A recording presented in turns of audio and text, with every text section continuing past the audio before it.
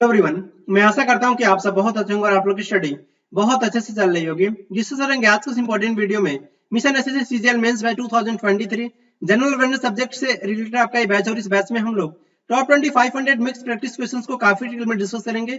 100 videos में discuss करेंगे और 100 वीडियोस का वीडियो नंबर 18 है। तो आइए शुरू करते हैं फिर आज का इंपॉर्टेंट वीडियो। आज के इस वीडियो में हम लोग टॉप 25 क्वेश्चंस को काफी डिटेल में डिस्कस करेंगे।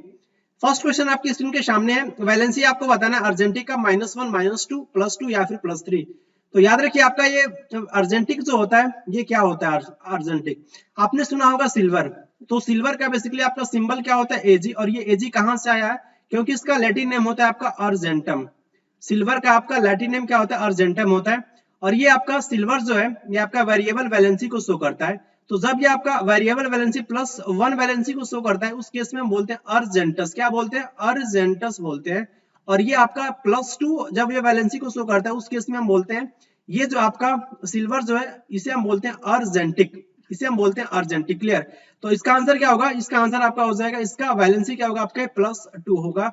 लेकिन याद रखिए आपका ये वैलेंसी क्या होता है। वैलेंसी बेसिकली आपका ये कंबाइनिंग कैपेसिटी होता है। कंबाइनिंग कैपेसिटी ऑफ एटम इसको बेसिकली हम क्या बोलते हैं वैलेंसी बोलते हैं। यहाँ पे और भी आपके एलिमेंट्स हैं जो आपके वेरिएबल वैलेंसी को शो करते हैं जैसे कि आपका ये कॉपर। कॉपर का सिंबल क्या होता है Cu। इसका एटॉमिक नंबर आपका 29 होता है। और ये बोल सकते हैं कि आपका ये डी ब्लॉक से बिलोंग करता है। क्यूप्रस इस केस में कॉपर जो है +2 वैलेंसी को शो करता है और क्यूप्रिक के केस में आपका +3 वैलेंसी को शो करता है। आयरन आपका जो है इसका सिंबल क्या होता है Fe। और ये फेरस के केस में +2 वैलेंसी को शो करता है। फेरिक के केस में आपके +3 वैलेंसी को शो करता है। मरकरी के केस में याद रखिए मर्क्यूरस बोलते हैं। मर्क्यूरस ये बेसिकली आपका ये Hg होता है इसका सिंबल होता है।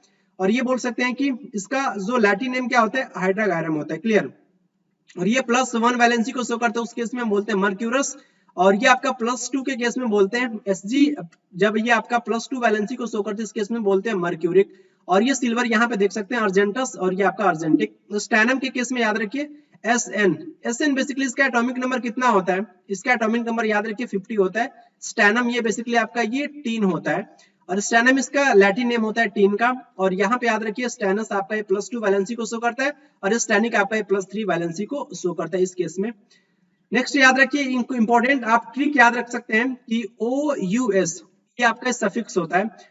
और जिसकी कम वैलेंसी होगी ना जैसे मान लीजिए कि आपको क्यूप्रस एंड क्यूब्रिक में आपको कंफ्यूज हो रहा है +2 किसका होगा +3 किसका होगा। तो इसमें अगर आप कंफ्यूज है तो इसका आप इस पर्टिकुलर ट्रिक की हेल्प से आप बहुत लंबे समय तक याद रख पाओगे। आपको थोड़ी सी भी कंफ्यूजन नहीं होगी। अगर वैलेंसी कम है तो उसके सफिक्स बोल सकते हो कि लास्ट में आपको OUS देखने को मिलेगा। और उसके साथ साथ अगर इसकी वैलेंसी जो आपकी अधिक वाली जो वैलेंसी उसके सफिक्स में आपको जो है IC देखने को मिलेगा इक देखने को मिलेगा। क्लियर। जैसे कि आप हर एक एग्जांपल में देख सकते हो OUS ये आपका क्यूप्रस है तो आपको +2 ये कॉपर का जो है वैलेंसी +2 होगा क्यूप्रस के केस में। लेकिन क्यूप्री के केस में आपको ये IC दिख रहा है ना इक इसे बेसिकली आप इक कह सकते हो। तो इसका सफिक्स बेसिकली जो है वो जो है आपका हायर वैलेंसी के लिए यूज किया जाता है। आई होप आपको ये समझ में आया होगा। इस यहाँ पे भी देख सकते हो स्टैनस के केस में +2 और ये स्टैनिक के केस में आपका ये इक IC। क्लियर। तो ये आपका +3 के केस में यूज होता है। एक इंपॉर्टेंट पॉइंट आपको बताना है बेसिकली ये जो आप सिल्वर जो सिंबल जो Ag होता है सिल्वर आपका एरम एरम के बारे में याद रखिए। बेसिकली एरम का जो एटॉमिक नंबर जो होता है कितना होता है 79 होता है। साथ के साथ प्लेटिनम का भी याद रखिए 78 होता है। और ये आपका Hg मरकरी का कितना होता है आपका ये 80 होता है। लेकिन आपको बताना है पीरियोडिक टेबल में इन सारे एलिमेंट का Ag argentum aurum platinum and mercury का पोजीशन ये आपको किस ब्लॉक में देखने को मिलेगा S P D या फिर F ब्लॉक में। क्लियर। यहाँ पे भी आपके कुछ बोल सकते हैं कि आयंस है आयंस के भी वैलेंसी आपको याद रखना होता है। ये बेसिकली जब आप केमिकल फॉर्मूला लिखते हो वहां पे इसका इंपॉर्टेंट यूज होता है। क्लियर। सोडियम का याद रखिए नहीं पॉजिटिव तो बहुत सिंपल है। पोटेशियम का भी याद रखिए कि पॉजिटिव। सिल्वर आपका ये इसके बारे में डिस्कस किया ये आपका अर्जेंटस हो जाएगा और ये आपका क्यूप्रस हो जाएगा। ये आपका मैग्नीशियम +2 पॉजिटिव ये कैल्शियम ये आपका 2 पॉजिटिव और ये आपका जिंक 2 पॉजिटिव। और ये आपका आयरन का कितना हो जाएगा ये आपका फेरस है और ये आपका आयरन थर्ड आपका फेरिक है एल्युमिनियम 3 पॉजिटिव और ये आपका क्यूप्रिक हो जाएगा। ये आपका कॉपर सेकंड जो है ना ये बेसिकली आपका क्यूप्रिक हो जाएगा। हाइड्रोजन H पॉजिटिव और ये हाइड्राइड H माइनस आपका ये H माइनस हो जाएगा। और ये chloride Cl minus bromide Br minus iodide I minus और ये ऑक्साइड ये आपका O2 माइनस बोल सकते हैं कि ऑक्सीजन पे आपका डबल नेगेटिव, और ये सल्फाइड आपका जो है S डबल नेगेटिव। कंफ्यूज आप होते हो सल्फाइड में, उसके साथ साथ सल्फाइड में और ये सल्फेट में, तो याद रखिए सल्फाइड आपका S डबल नेगेटिव, सल्फाइड आपका SO3 डबल नेगेटिव। जैसे मान लीजिए कि मैं आपसे पूछूं कि आप फॉर्मूला लिखो सोडियम सल्फेट का, और एक आपका थर्ड जो होता है वो सल्फेट होता है SO4 डबल नेगेटिव। अगर आप लिख रहे हो सोडियम सल्फेट, सोडियम सल्फेट, तो इस केस में इसका फॉर्मूला क्या हो जाएगा? सोडियम सल्फेट के केस में बेसिकली हम सबसे पहले क्या करते हैं कि इसका सिंबल लिखते हैं, सोडियम का सिंबल लिखोगे और उसके नीचे आप वैलेंसी लिखते हो सोडियम का, उसके साथ साथ ये सल्फेट, तो सल्फेट का जो बेसिकली आपका जो है ये आपका जो है ये फॉर्मूला क्या होता है SO4, और ये इसके नीचे आप वैलेंसी लिखोगे। तो यहाँ पे क्या होता है कि हम क्या करते हैं कि वैलेंसी को एक्सचेंज कर देते हैं। तो जब हम वैलेंसी को एक्सचेंज करते हैं तो आपको देखने को मिलेगा Na2SO4। क्लियर? तो ये बेसिकली आपका ये फॉर्मूला हो गया सोडियम सल्फेट का। क्लियर? तो इस तरीके से इसका एक इंपॉर्टेंट यूज होता है, आपको ये बोल सकते हैं कि पॉलीएटॉमिक आयंस होते हैं, इसमें मोर देन 1 एटम्स आपके पार्टिसिपेट करते हैं। जैसे कि आपका अमोनियम में देख लीजिए, अमोनियम का जो आपका सिंबल क्या हो जाएगा? NH4 पॉजिटिव हो जाएगा। यहाँ पे देखिए nitrate, nitrate NO3 single negative, nitrate में और ये नाइट्राइट में आप कंफ्यूज मत होइएगा। तो यहाँ पे देखिए नाइट्रेट NO3 पे सिंगल नेगेटिव, और ये नाइट्राइट जो होता है ना N पे ट्रिपल नेगेटिव, N पे ट्रिपल नेगेटिव आप यहाँ पे देखिए। और ये आपका फॉस्फेट पे क्या होता है? फॉस्फेट पे आपका जो PO4 ट्रिपल आपका ये नेगेटिव होता है, PO4 ट्रिपल नेगेटिव। क्लियर? तो इस तरीके से आप याद रखेंगे जो आपके इंपॉर्टेंट जो केमिकल कंपाउंड के जो फॉर्मूला जो होता है इस पर्टिकुलर पॉलीएटॉमिक आयंस की हेल्प से आप लिख सकते हो बहुत आसानी से। केवल और केवल आपको क्या करना होता है? वैलेंसी को एक्सचेंज करना होता है। अगर वैलेंसी आपका सेम आता है, मान लीजिए कि आप लिख रहे हो सोडियम क्लोराइड का फॉर्मूला आपको लिखना है, तो सबसे पहले आप सोडियम का सिंबल लिखोगे Na, और ये क्लोरीन का आप जो है सिंबल लिखोगे, और उसके साथ ये +1 इसकी वैलेंसी और इसकी -1, और यहाँ पे आप +1 भी देख रहे हैं और यहाँ पे -1, दोनों सेम है। तो इस केस में हम कुछ भी एक्सचेंज नहीं करते हैं, बेसिकली एज इट इज हम लिख देते हैं NaCl। क्लियर? तो सोडियम क्लोराइड का फॉर्मूला क्या होता है? आपका NaCl होता है। मैं एग्जांपल के लिए मैं आपको बता रहा हूँ। नेक्स्ट क्वेश्चन की तरफ मूव करेंगे। नेक्स्ट क्वेश्चन में आपको बताना है उस पर्टिकुलर क्लास जो ऑर्गेनिक कंपाउंड का, वो उस पर्टिकुलर क्लास का नाम आपको बताना है जिसमें बेसिकली जो ये ऑक्सीजन, ऑक्सीजन के दोनों ही तरफ आपको जो एल्काइल ग्रुप देखने को मिलेगा। आर क्या होता है? बेसिकली केमिस्ट्री में आर को हम बेसिकली हम एल्काइल ग्रुप के रूप में इसको हम रिप्रेजेंट करते हैं। आर आपका क्या हो सकता है? मिथाइल भी हो सकता है, आर आपका जो है वो इथाइल भी हो सकता है, आर आपका जो है ये प्रोपाइल भी हो सकता है, और आर आपका जो है क्या हो सकता है? आपका ये जो है आपका ये ब्यूटाइल भी हो सकता है। क्लियर? तो ये आपको बताना है ये कौन सा आपका ये ऑर्गेनिक कंपाउंड है क्लास, ऑर्गेनिक कंपाउंड का कौन सा क्लास है आपका? ये एल्डिहाइड है या फिर ईथर या फिर अल्कोहल या फिर कीटोन? तो याद रखिए ये बेसिकली आपका क्या होता है? ये आपका ईथर होता है। ईथर को आप ऐसे लिखते हो ROR, ये बेसिकली आपका जो ये ईथर हो गया। यहाँ पे आप बीच में देख रहे हो कि दो एल्काइल ग्रुप आपको देखने को मिलेगा दोनों ही तरफ, और बीच में आपका क्या है कि बीच में आपका ये ऑक्सीजन है। एल्डिहाइड के बारे में बात करें तो एल्डिहाइड बेसिकली इस फंक्शनल ग्रुप जो होता है एल्डिहाइड का क्या होता है? आपका CHO होता है। तो अक्सर आपने देखा होगा CHO फंक्शनल ग्रुप के बारे में सुना भी होगा, और ये आपके एग्जाम से पूछा भी जाता है। एल्कोहल आपका जो OH होता है एल्कोहल, और उसके साथ साथ जो है आप फिनोलिक ग्रुप उसका भी OH होता है। हम दोनों को आइडेंटिफाई करते हैं, कुछ टेस्ट परफॉर्म करते हैं, जो टेस्ट की हेल्प से दोनों में डिफरेंस क्रिएट किया जा सकता है कि ये आपका फिनोलिक ग्रुप है ये, और ये आपका जो एल्कोहलिक ग्रुप है। क्लियर? और ये आपका कीटोन होता है। क्लियर? तो ये आप याद रखिए इंपॉर्टेंट आपका ये फंक्शनल ग्रुप का ये टेबल है। यहाँ पे देख सकते हो एल्केन, एल्केन तो बहुत ही सिंपल है, एल्केन के बारे में मैं कई बार जिक्र कर चुका हूँ। एल्कीन पे देखिए आपको कार्बन कार्बन के बीच डबल बॉन्ड देखने को मिलेगा, एल्काइन के बीच में कार्बन कार्बन के बीच ट्रिपल बॉन्ड देखने को मिलेगा। ये आपका एरीन होता है, बेंजीन आप समझ रहे हैं, C6H6 के बारे में बात कर रहा हूँ। और यहाँ पे देख सकते हैं कि जो आपका ROR ये ईथर है, और ये अल्कोहल आपका ROS हो गया। R बेसिकली क्या हो सकता है? एल्काइल, एल्काइल हो सकता है आपका ग्रुप। तो CH3OH ये आपका क्या हो जाएगा? ये मिथाइल अल्कोहल हो गया। अगर ये आपका R जो है अगर C2H5 है तो ये आपका हो जाएगा इथाइल अल्कोहल हो जाएगा। ठीक इसी प्रकार से बोल सकते हैं कि जो है आप एल्कोहल को आइडेंटिफाई कर सकते हो। और ये देख लीजिए यहाँ पे आपका जो इपॉक्साइड है, इपॉक्साइड ये बेसिकली आपका फंक्शनल ग्रुप है। एल्डिहाइड यहाँ पे देख सकते हैं RCHO या फिर CHO भी याद रखेंगे तभी आपका काम चल जाएगा। R बेसिकली आपका जो क्या होता है कि ये आपका जो है ये एल्काइल ग्रुप होता है। क्लियर? यहाँ पे कीटोन देखिए RC आपका ये डबल बॉन्ड, ये आपका क्या होता है कि आपका ये R होता है। तो ये बहुत इंपॉर्टेंट है, ये आपको याद रखना है कीटोन से रिलेटेड। और ये आपका थायोल जो होता है RSS होता है, और ये आपका जो है सल्फाइड होता है RSR होता है। क्लियर? अमाइन देखिए आपका ये RNS2 होता है कि बेसिकली आपका ये आपका एमाइन, ये आपका नाइट्राइल है RCN, और ये आपका एसिड हैलाइड है। तो इतना आप थोड़ा सा इग्नोर कर सकते हो, स्टर को आप देख सकते हो, स्टर आपसे एग्जाम से पूछा जा सकता है, बाकी बाकी को आप स्किप कर सकते हो। और जो आपको मैं बताया हूँ एल्कोहल, उसके साथ साथ ईथर, और ये आपका एल्डिहाइड, और ये कीटोन, ये काफी इंपॉर्टेंट है।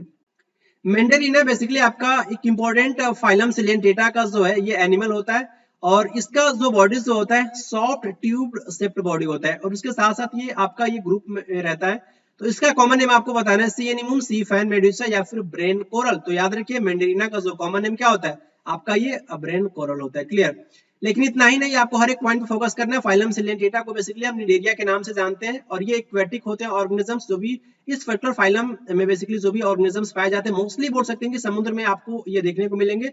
ससाइल या फिर फ्री स्विमिंग होते हैं, फ्री स्विमर होते हैं, आपके ये तैरते हुए पाए जाएंगे आपके फाइलम सिलेंटेटा के ऑर्गेनिजम्स मोस्टली। और इसमें जो इंपॉर्टेंट देखने को मिलता है रेडियल सिमेट्री, रेडियल सिमेट्री के बारे में याद रखिए, CCE टीनोफोरा, सिलेंट्रेटा एंड उसके साथ साथ इकाइनोडर्मेटा, 3 फाइलम में हमें देखने को मिलता है रेडियल सिमेट्री।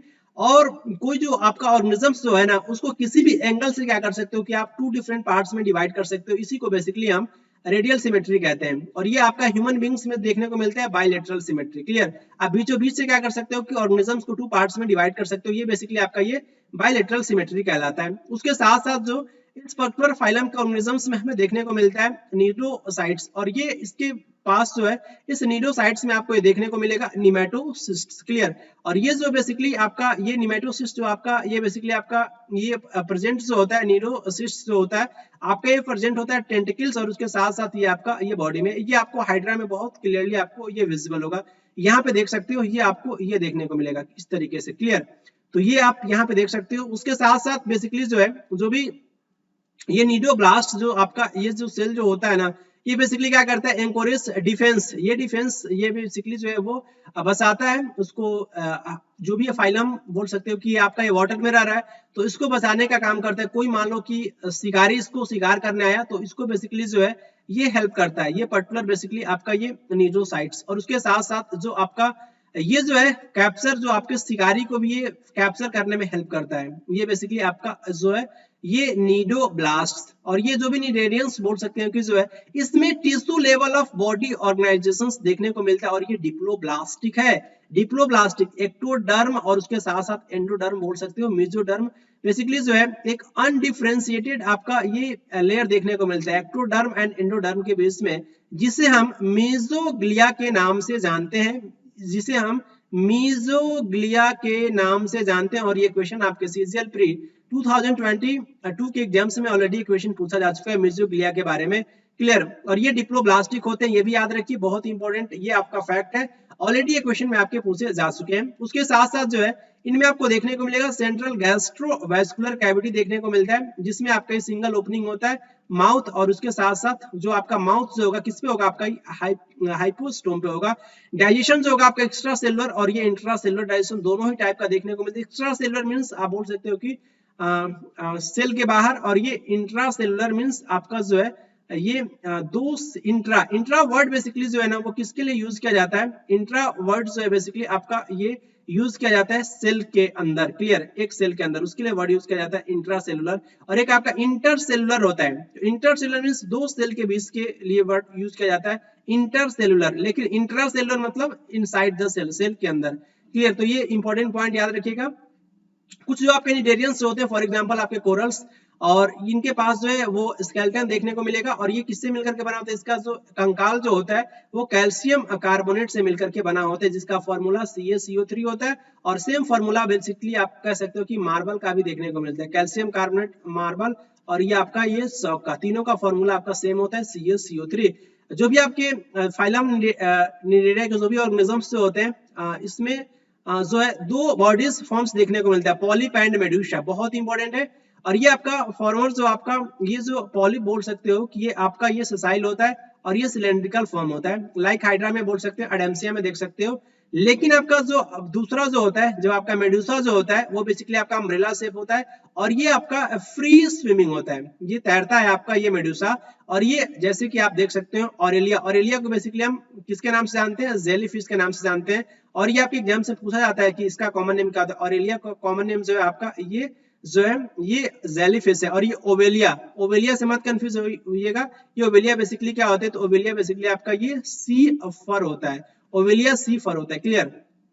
और ये जो आपके फाइलम निडेरिया के जो ऑर्गेनिजम्स जो आपके दोनों फॉर्म देखने को मिलता है बेसिकली पॉलिप एंड मेडुसा, तो आप ये कह सकते हो कि जिसमें अल्टरनेशन ऑफ जनरेशन देखने को मिलता है और इसे बेसिकली हम मेटाजेनेसिस के नाम से जानते हैं। और ये क्वेश्चन आपसे पूछा जा चुका है सीजीएल प्री 2022 के एग्जाम्स में, ये मेटाजेनेसिस क्या होता है, तो मेटाजेनेसिस आपको देखने को मिलेगा फाइलम सिलेंटेटा के ऑर्गेनिजम्स में।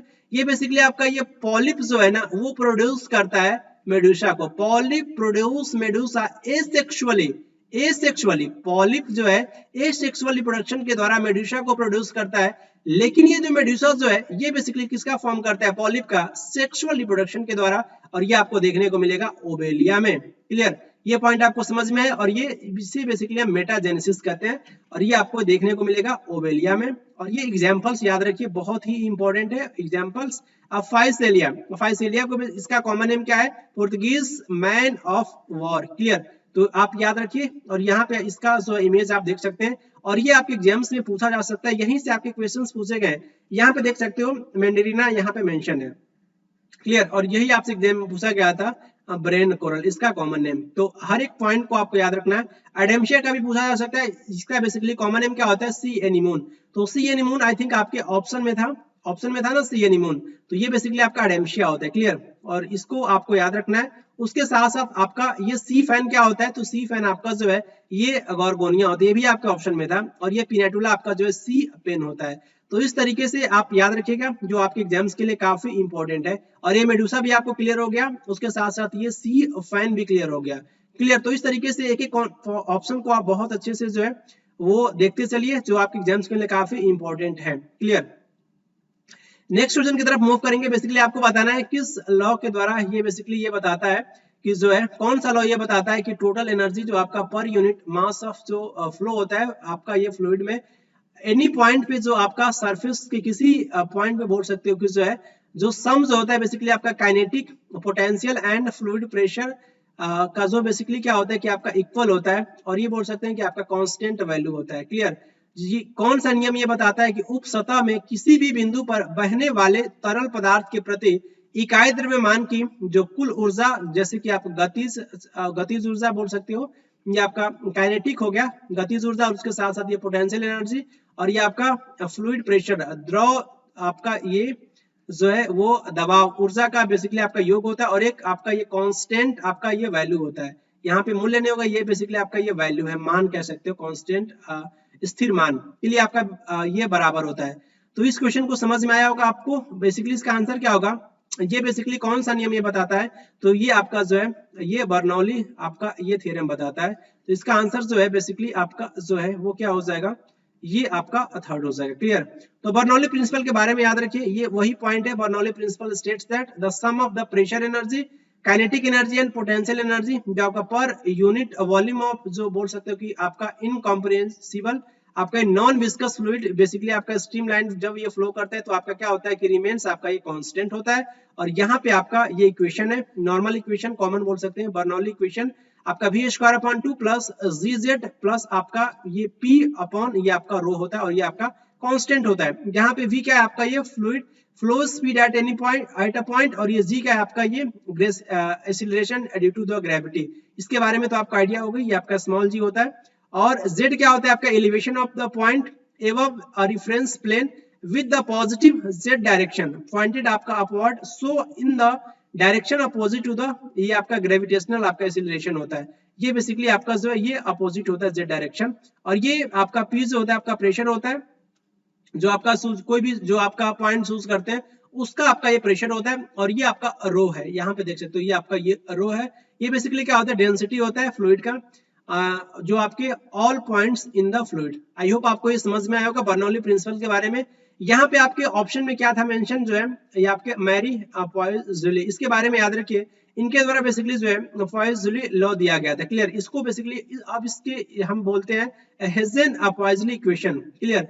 और ये बेसिकली जो है इनके द्वारा जो है अप्लाई किया गया था, जो भी आपका लैमिनर फ्लो जो होता है ना, जो आपके नॉन टर्बुलेंट फ्लो लिक्विड का होता है, जिसको आप देख सकते हो कि जो आपका ब्लड फ्लो होता है कैपिलरीज एंड वेन्स में। तो इसके बारे में जो है बेसिकली ये बताया गया था। ये साइंटिस्ट का नेम है जो आपका मैरी आपके वाइजली, क्लियर।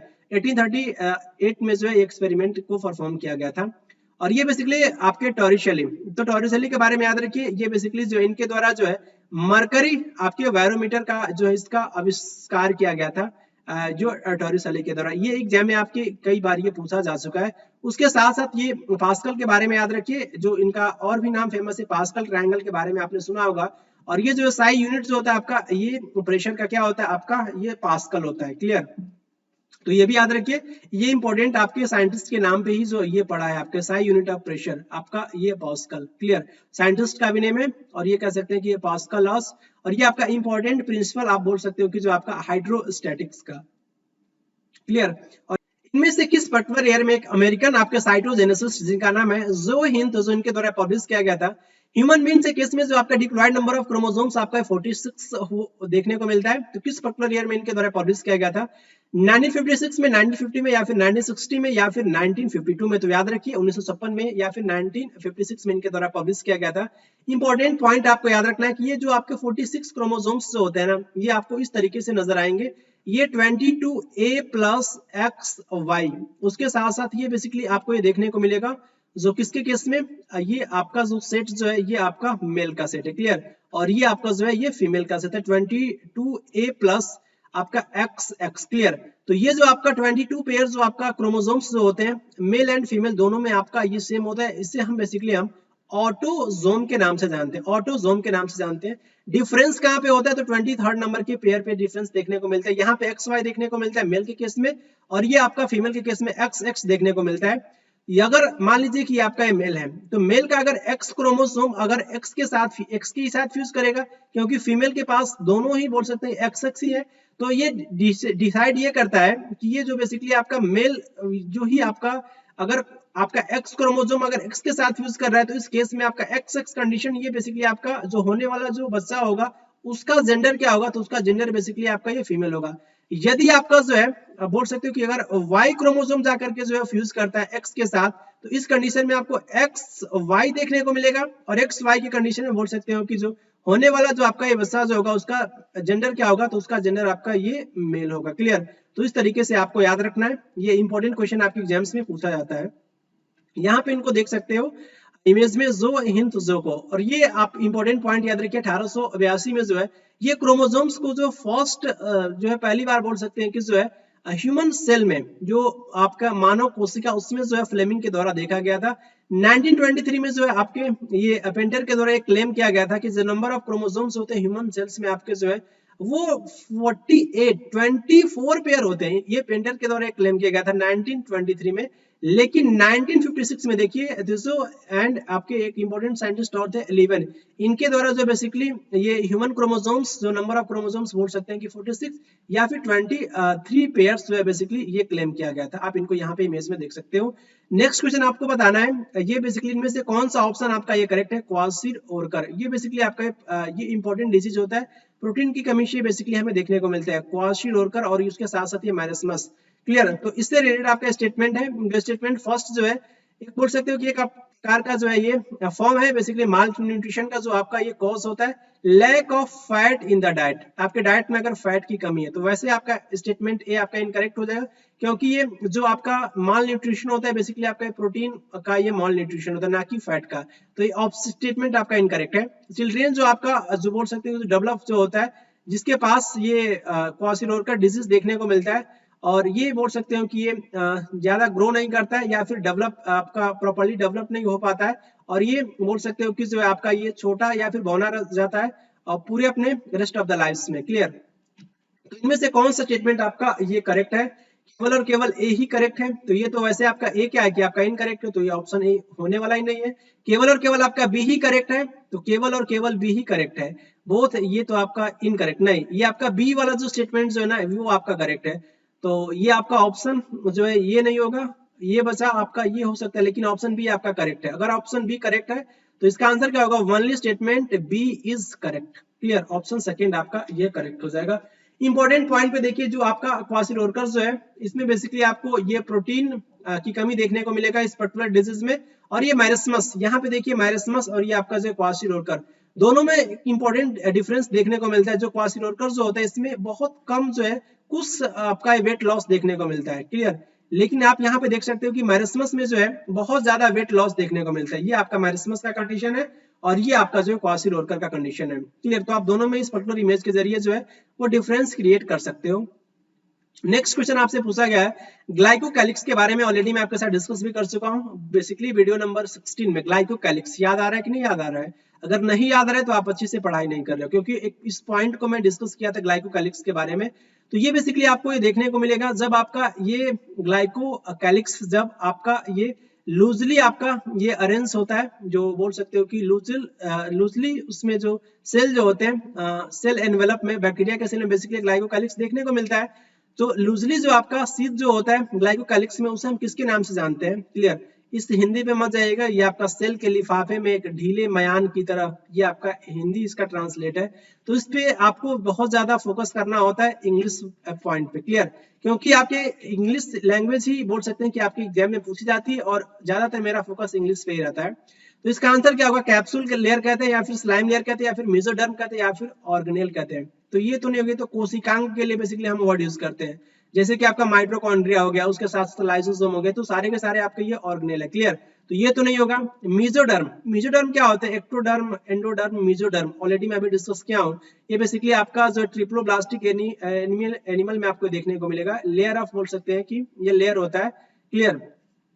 और ये बेसिकली जो है ये स्लाइम लेयर, इसका आंसर होगा स्लाइम लेयर। तो ये बेसिकली आपको मैं बताया था कि जो आपका ये बैक्टीरिया का जो आपका यहाँ पे देखिए सेल से आपको और ज्यादा क्लियर होगा। तो ये जो आपका आउटर वॉल जो होता है ना ग्लाइकोकैलिक्स का बना होता है, ग्लाइकोकैलिक्स। तो ये जो आपका ग्लाइकोकैलिक्स जो होता है ना, जिसमें अगर आपका ये सेल जो है ना, जो आप बोल सकते हो कि जो आपका टाइटली है, टाइटली बाउंड है, हार्ड है, तो ये बेसिकली आपका उसे हम कैप्सूल लेयर कहते हैं। और जब आपका ये लूजली अरेंज थीम्स कह सकते हो कि लेयर देखने को मिलता है ग्लाइकोकैलिक्स का, तो उस केस में जो है ये बेसिकली हम स्लाइम लेयर के नाम से जानते हैं, क्लियर। तो ये बेसिकली दोनों में डिफरेंस करना आपको आना चाहिए। ये बेसिकली आपका जो ग्लाइकोकैलिक्स जो होता है ये बेसिकली टू टाइप्स का होता है, कैप्सूल और उसके साथ साथ ये आपका ये स्लाइम लेयर। तो कैप्सूल लेयर जो होता है आपका थिक एंड टफ होता है, और ये basically polysaccharide and amino acid से मिलकर के बना होता है। और ये आपका कैप्सुलेटेड, जो इसमें कैप्सूल लेयर देखने को मिलेगा उसे हम कैप्सुलेटेड बैक्टीरिया या फिर वाइब्रेंट बैक्टीरिया कहते हैं। और ये जो आपका स्लाइम लेयर जो होता है ये आपका थिन एंड लूज होता है। यही आपके एग्जाम्स में पूछा गया था, क्लियर। और ये आपका बैक्टीरिया का सेल है, तो जिसके बारे में ऑलरेडी मैं आपके साथ डिस्कस कर चुका हूँ। ये आप देख रहे हैं फ्लैजला, फ्लैजला के 3 पार्ट, बेसल बॉडी, उसके साथ साथ हुक एंड फिलामेंट, क्लियर। तो ये आपके एग्जाम्स में पूछा भी जा चुका है, फ्लैजला के 3 पार्ट कौन कौन से होते हैं, basal body, hook and filament. और ये बेसिकली आपका ये कैप्सूल के बाद से आपको देखने को मिलेगा सेल वॉल। सेल वॉल समझ रहे ना, due to the presence of cell wall, cell wall की प्रेजेंस होने की वजह से ही हम बेसिकली जो है बैक्टीरिया को प्लांट की कैटेगरी में रखते हैं। किससे मिलकर के बना होता है आपका ये सेल वॉल? पेप्टाइडोग्लाइकान का नाम आप याद रख सकते हैं, क्लियर, पेप्टाइडोग्लाइकान से मिलकर के बना होता है। और ये आपका प्लाज्मा मेम्ब्रेन, उसके बाद से आपको सेल वॉल के अंदर आपको देखने को मिलेगा प्लाज्मा मेम्ब्रेन। ये मेसोसोम्स क्या होता है? आपका इनफोल्डिंग होता है प्लाज्मा मेम्ब्रेन का।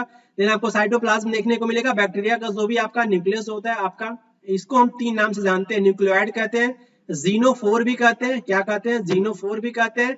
उसके साथ साथ हम इनसिपिएंट न्यूक्लियस भी कहते हैं, क्योंकि आपका ये वेल डेवलप नहीं होता है। उसके बाद से प्लाज्मिड जो होता है एक्स्ट्रा क्रोमोसोमल आपका ये जेनेटिक मटेरियल होता है, क्रोमोसोमल आपका जेनेटिक मटेरियल होता है। उसके बाद से आपको ये इंक्लूजन भी देखने को मिलेगा। उसके साथ साथ ये आपका पाइली जो होता है ये आपका सेल वॉल से निकला होता है, और ये पाइली बेसिकली जो होता है बैक्टीरिया को सबस्ट्रेटम से चिपकने में हेल्प करता है। और उसके साथ साथ ये 2 टाइप्स का होता है, कॉमन पाइली एंड सेक्स पाइली। तो कॉमन पाइली सबस्ट्रेटम से चिपकने में हेल्प करता है, और ये सेक्स पाइली जो होता है ना, वो बेसिकली आपका कंजुगेशन ट्यूब का फॉर्मेशन करता है ड्यूरिंग द कंजुगेशन। बैक्टीरिया में बेसिकली ये 3 बोल सकते हो कि मेथड देखने को मिलता है, जो आप उसे ट्रूली सेक्सुअल रिप्रोडक्शन नहीं कह सकते हो, लेकिन ये बेसिकली आपका उसी के तरीके से मिलता है, बेसिकली सेक्सुअल रिप्रोडक्शन के जैसे कि conjugation, transduction and transformation, conjugation, transduction and transformation, clear. तो कंजुगेशन के समय ये क्या करता है, ये पाइली जो होता है वो कंजुगेशन ट्यूब बनाता है, कंजुगेशन ट्यूब बनाता है। इतना सफिशिएंट है। थोड़ा सा डीप में मैं बता इसलिए रहा हूँ क्योंकि यहाँ से क्वेश्चन ऑलरेडी बोल सकते हैं कि ये ग्लाइकोकैलिक्स से भी पूछा जा चुका है, और ये बेसिकली आपके फ्लैजला के इंटरनल स्ट्रक्चर से भी क्वेश्चन पूछा जा चुका है और न्यूक्लियस से भी पूछा जा चुका है कि जो आपका बैक्टीरिया का न्यूक्लियस होता है उसे हम न्यूक्लियोइड कहते हैं, ज़ीनोफोर, और उसके साथ साथ इंसिपिएंट न्यूक्लियस कहते हैं। नेक्स्ट क्वेश्चन आपको बताना है इनमें से कौन सा ऑर्गेनिक कंपाउंड जो है बेसिकली सिनोनिमस है ओलिफिएंट गैस के साथ आपको देखने को मिलेगा, जिसका यूज जो होता है एनेस्थेटिक्स और ये बोल सकते हैं कि रेफ्रिजरेंट्स और ये अदर केमिकल्स को बनाने में यूज किया जाता है। तो वो कौन सा आपका ये कंपाउंड है? इथाइलिन, 1 पेंटीन, ब्यूटेन या फिर मेथेन। तो ब्यूटेन का फॉर्मूला क्या होता है? तो ब्यूटेन, ब्यूट मीन्स आपका 4 कार्बन C4 और उसके साथ से आप क्या लगा देंगे N। तो इनके लिए मैं आपको बताया था ना एल्केन हो गया ना CnH2n+2, तो यहाँ पे आप अगर लिखोगे C4H2 प्लस 2 प्लस आपका ये 2 तो कितना हो जाएगा? ये बेसिकली यहाँ पे n की वैल्यू यहाँ पे 4 रखना है आपको, तो ये बेसिकली आपका हो जाएगा C4H10 हो जाएगा। C4H10 ये बेसिकली आपका ब्यूटेन का फॉर्मूला हो गया। मेथेन का फॉर्मूला CH4 हो जाएगा। मेथेन बेसिकली आपको देखने को मिलेगा पैडी क्रॉप में, बेसिकली ये सोर्स होता है मेथेन का। और ये आपका जो है इसका आंसर क्या होगा? इथाइलिन हो जाएगा। क्लियर? तो इथाइलिन के बारे में और इंपॉर्टेंट पॉइंट याद रखिए जो मैं आपको बता रहा हूँ। इथाइलिन का IUPAC name international union of pure and applied chemistry, जिसे हम इथीन भी कहते हैं, और ये आपका हाइड्रोकार्बन होता है। Hydrocarbon basically hydrogen and carbon से मिलकर के बना होता है और जिसका फॉर्मूला क्या होता है? जिसका फॉर्मूला आपका इन आ रहा है ना, इन किसका सफिक्स होता है? इन बेसिकली आपका ये सफिक्स होता है एल्कीन का। किसका सफिक्स होता है? एल्कीन का, ENA। तो ये बेसिकली आपका इथाइलिन जो है वो आपका एल्कीन है, जिसका फॉर्मूला C2H4, या फिर इसका आप अगर लिखने जाओगे ये बेसिकली इसका जो है वो इस तरीके से लिख सकते हो स्ट्रक्चर में H2C या फिर CH2 double bond CH2। Clear? यहाँ पे डबल बॉन्ड देख रहे हो तो डबल बॉन्ड बेसिकली आपका एल्कीन में ही आपको देखने को मिलेगा। और ये आपका कलरलेस फ्लेमेबल गैस होता है और ये आपका इसका जो फेंट स्वीट और ये मस्की ऑर्डर होता है। क्लियर? जब ये आपका ये प्योर होता है उस कंडीशन में। और ये आपका सिंपलेस्ट आपका ये एल्कीन है। पॉलीइथाइलिन के बारे में आपने सुना होगा, जिसे हम पॉलीथीन भी कहते हैं। ये basically large number of basically जब आपके ये इथाइलिन मॉलिक्यूल जब आपके जुड़ते हैं तो बेसिकली हमें देखने को मिलता है पॉलीइथाइलिन। आप कह सकते हो कि ये पॉलीइथाइलिन का जो मोनोमर जो होता है ना, मोनोमर जो होता है आपका ये इथाइलिन या फिर एथीन होता है। क्लियर? और उसके साथ साथ याद रखिए जो इथाइलिन के बारे में आपने सुना होगा, एक इंपॉर्टेंट आपका नेचुरल प्लांट हार्मोन भी होता है ये आपका इथाइलिन। प्लांट हार्मोन के बारे में याद रख लीजिए, अगर नाम आया है तो याद रखिए। सबसे पहले तो ऑक्सिन याद रखिए, उसके साथ साथ जिब्रेलिन याद रखिए, फिर उसके बाद से फिर ए याद रखिए, एब्सिसिक एसिड याद रखिए, उसके बाद से ऑक्सिन, जिब्रेलिन, साइटोकाइनिन याद रखिए, और उसके बाद से जो है एक इथाइलिन याद रखिए। तो ये आपके 5 जो है ये प्लांट हार्मोन होते हैं, ऑक्सिन, जिब्रेलिन, उसके बाद से ये आपका एब्सिसिक एसिड, ये आपका साइटोकाइनिन, एंड ई मींस आपका ये इथाइलिन। क्लियर? इतना आपके लिए सफिशिएंट है। और ये इथाइलिन हार्मोन की वजह से जो आप ये मैंगो देखते हो ना, जो मैंगो आपका ये पका नहीं होता है तो ये बेसिकली आपका ग्रीन कलर का होता है, जब ये पक जाता है तो बेसिकली आपका ये येलो कलर का हो जाता है। क्लियर? तो ये जो पकता है ना, ये किस हार्मोन की वजह से पकता है? आपका ये कोई भी फ्रूट जो होता है, राइपनिंग ऑफ फ्रूट, किसकी वजह से वो देखने को मिलता है? तो इथाइलिन हार्मोन की वजह से देखने को मिलता है। ये इंपॉर्टेंट पॉइंट है। यहाँ पे आपके ऑप्शन में था पेंटीन, तो 1 पेंटीन, पेंटीन मींस क्या हुआ? ये भी आपका एल्कीन हुआ। सबसे पहले तो आपको समझना है कि एल्कीन हुआ, EN इसका सफिक्स है। क्लियर? EN आपका सफिक्स है। और ये पेंट मिस मैं आपको बता चुका हूँ कि पेंट मिस बेसिकली 5 कार्बन की बात करता है। तो यहाँ पे पहले तो आप 5 कार्बन लिख दीजिए, 1 2 3 4 5 अरेंज कर दिया आपने। उसके साथ साथ कार्बन नंबर 1 पे आपको क्या करना है कि एक डबल बॉन्ड लगा देना है। कार्बन नंबर 1 पे अगर आपने एक डबल बॉन्ड लगा दिया तो वो क्या होगा? वो बेसिकली आपका ये 1 पेंटीन हो गया। कार्बन नंबर 1 पे ये आपने लगाया तो ये बेसिकली आपका 1 पेंटीन हो गया। और यहाँ पे कार्बन के बारे में आपको याद रखना है कि जितने भी आपके कार्बन होंगे सबकी वैलेंसी आपकी 4 कंप्लीट होगी। किसी भी स्ट्रक्चर में अगर कार्बन की वैलेंसी 4 कंप्लीट नहीं हो रही है तो आपका स्ट्रक्चर वो रॉन्ग है। इस पे आप देख सकते हो, यहाँ पे कार्बन है, इसकी वैलेंसी देख लीजिए, ये 1, ये 2, ये 3, ये 4, इस कार्बन की वैलेंसी कंप्लीट। इस कार्बन पे फोकस कीजिए, 1 2 3 4, इस कार्बन की भी वैलेंसी कंप्लीट। यहाँ पे फोकस कीजिए 1 2, इसको भी काउंट करें क्योंकि ये आपका कोवैलेंट बॉन्ड है, 3 4। क्लियर? इसकी भी कंप्लीट, इसको भी फोकस कीजिए, 2 यहाँ से मिल गया और ये 3 और ये आपका ये 4, इसकी भी वैलेंसी कंप्लीट। इस पे फोकस कीजिए, यहाँ पे 2, 1 3 और ये 4, इसकी भी वैलेंसी कंप्लीट। तो किसी भी स्ट्रक्चर में आपको कार्बन की 4 वैलेंसी कंप्लीट होता हुआ नजर आएगा। अगर नहीं कंप्लीट हो रहा है तो आपका स्ट्रक्चर आपका वो रॉन्ग है, गलत है। 2 पेंटीन यहाँ पे देख सकते हो, 2 पेंटीन के बारे में यहाँ पे अगर कार्बन नंबर 2 पे आपने क्या कर दिया कि डबल बॉन्ड लगा दिया, 1 2, यहाँ से इधर से काउंटिंग कीजिए, 1 2 3 4 1 2 3 4 5 क्लियर। तो ये आपका हो जाएगा 2 पेंटेन, कार्बन नंबर 2 पे आपको डबल बॉन्ड है। क्लियर। इस क्वेश्चन में आपको मैच करना है, कॉलम ए में बेसिकली एंजाइम या फिर प्रोटीन के नेम मेंशन है, कॉलम बी में आपके जो भी ये एंजाइम आप यहाँ पे देख रहे हो ना, इंपॉर्टेंट इसका रोल होता है डीएनए रेप्लिकेशन में, और इसका फंक्शन दे रखा है कॉलम बी में। ये बेसिकली आपका फर्स्ट फंक्शन ये किस एंजाइम का है, ज्वाइन करता है 3 end of the new DNA fragment to the 5 end of the previous one. Second है आपका न्यूक्लियोटाइड पॉलीमराइजेशन, सी आपका RNA primer synthesis, and D है आपका ओपन करता है डीएनए डबल हेलिक्स को। तो सबसे पहले इस क्वेश्चन को समझने के लिए आपके पास एक बेसिक अंडरस्टैंडिंग होनी चाहिए, और मैं आपको बता रहा हूँ ये लाइगेज क्या करता है ना। अगर ये आपको पता है कि लाइगेज बेसिकली ये ज्वाइन करने का काम करता है, लाइगेज। Clear, ligase. तो ये बेसिकली अगर ये आपको पता था, अगर आप एग्जाम में बैठे थे, और ये सीजीएल प्री 2023 के लेटेस्ट क्वेश्चन में से एक है, आप ऐसा बोल सकते हैं। और ये बेसिकली आपका डीएनए लाइगेज, तो ये ज्वाइन करने का काम करता है। किसको ज्वाइन करता है, 3 end of the new DNA fragment to the 5 end of the previous one. तो ये बेसिकली आपका फोर्थ का है, और ये फोर्थ का एक ही ऑप्शन में दिख रहा है, तो इसका आंसर आपका क्या हो जाएगा, वो थर्ड हो जाएगा। क्लियर। तो आंसर तो आपको निकल के आ गया, लेकिन आपको हर एक पॉइंट में बताऊंगा, हेलिकेज के बारे में बताऊंगा, उसके बाद से डीएनए पॉलीमरेज क्या होता है, आरएनए प्राइमेज क्या होता है, इसको आप इस पर्टिकुलर इमेज के जरिए समझने का प्रयास कीजिएगा। सबसे पहले आप समझिए कि आपका ये डीएनए क्या होता है। तो डीएनए आपका जो है ये न्यूक्लिक एसिड होता है। Clear, nucleic acid. और ये आपका न्यूक्लिक एसिड 2 टाइप्स के होते हैं, डीएनए एंड आरएनए। क्लियर। और ये आपके DNA stands for deoxyribonucleic acid, deoxyribonucleic acid, and RNA stands for ribonucleic acid. उसके बाद से आपको याद रखना है कि डीएनए एंड आरएनए दोनों आपको ये देखने को मिलेंगे ह्यूमन के केस में। डीएनए मोस्टली आपको ये देखने को मिलेंगे न्यूक्लियस के अंदर, और आरएनए साइटोप्लाज्म के अंदर। ये पॉइंट क्लियर हुआ। उसके बाद से ये एक इंपॉर्टेंट क्वेश्चन आपके एग्जाम्स में पूछा जाता है कि जो आपका ये जो डीएनए है, डीएनए का जो डबल हेलिक्स मॉडल किसके द्वारा दिया गया था, वॉटसन एंड क्रीक नाम के साइंटिस्ट के द्वारा दिया गया था। उसके बाद से जो है ये भी पूछा जाता है कि डीएनए को डिस्कवर किसके द्वारा किया गया था। तो अक्सर बच्चे कहते हैं कि इसका आंसर आपका जो वॉटसन एंड क्रीक होगा, लेकिन आपका आंसर वो इनकरेक्ट है। फ्रेडरिक मिस्सर को श्रेय जाता है डीएनए या फिर न्यूक्लिक एसिड के डिस्कवरी का श्रेय। क्लियर। तो ये बेसिकली आपका डीएनए न्यूक्लिक एसिड है, और न्यूक्लिक एसिड को डिस्कवर किसके द्वारा किया गया था, फ्रेडरिक मिस्सर के द्वारा किया गया था। तो उस केस में आपका आंसर क्या हो जाएगा, उस केस में आपका आंसर हो जाएगा फ्रेडरिक मिस्सर के द्वारा जो है डीएनए को डिस्कवर किया गया था, या फिर न्यूक्लिक एसिड को डिस्कवर किया गया था। ये पॉइंट क्लियर है। उसके बाद से एक और इंपॉर्टेंट पॉइंट याद रखिए कि वायरस के केस में आपका जेनेटिक मटेरियल के रूप में आपका या तो डीएनए होता है या तो आरएनए होता है। क्लियर, दोनों एक साथ वो आपके ये प्रेजेंट नहीं होते आपके वायरस के केस में। ये तो आपका बेसिक इंफॉर्मेशन हो गया। ये आपका डीएनए जो होता है ना, ये आपका पॉलीमर होता है। किसका पॉलीमर होता है, तो न्यूक्लियोटाइड का पॉलीमर होता है। अगर आपको ये पता चल गया कि ये जो आपका न्यूक्लियोटाइड जो है, एक न्यूक्लियोटाइड कैसे बनता है, तो आप बहुत सारे न्यूक्लियोटाइड को ऐड करके एक डीएनए बना सकते हो। क्लियर। तो न्यूक्लियोटाइड के कंपोनेंट के बारे में मैं आपको बताऊं कि फर्स्ट कंपोनेंट आपको देखने को मिलेगा पेंटोज शुगर।